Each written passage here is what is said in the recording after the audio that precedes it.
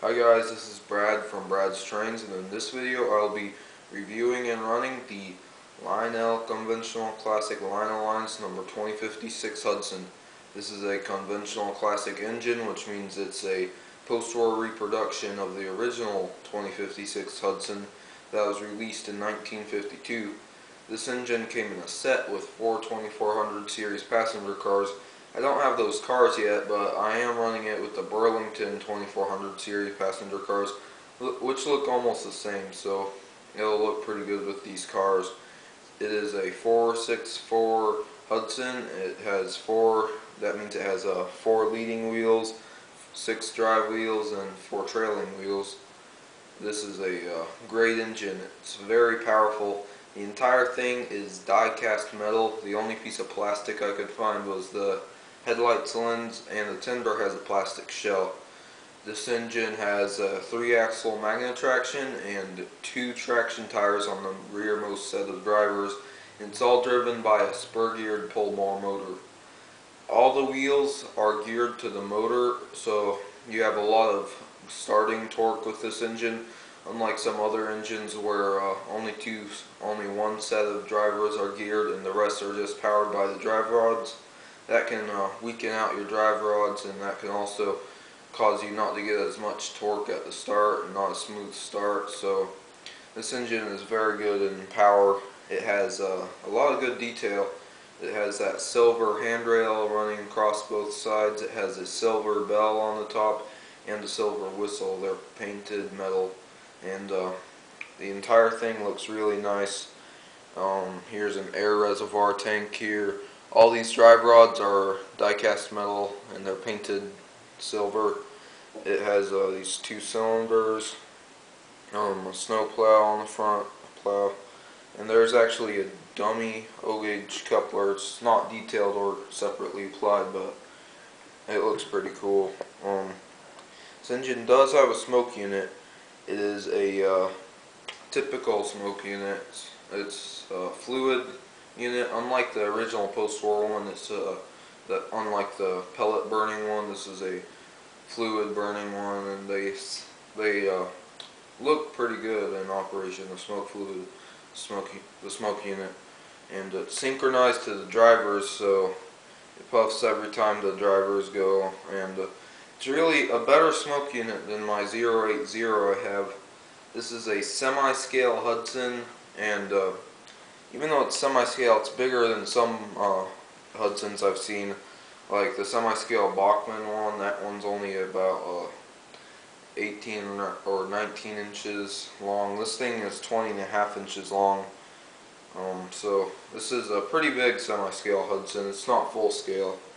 To compare it to size, here's my 080, 8 drivers, and yeah, this one's much bigger than it. The tender on this engine is a 4-wheel tender on each truck. The trucks are die-cast metal. The tender body is plastic, as I said before. There is a die-cast rear coupler, and what's good about that coupler is it's tucked up underneath the tender, so that when you couple a car on, it's so close to it. One of the differences between a post-war and this one is that the post-war one would have an air whistle or a different type of whistle. This one has an electric whistle and bell. They are tuned to sound the same as the original one, though. This thing only has 2 sounds, the bell and the whistle sound, but they sound really good. Okay, so I'll run it now.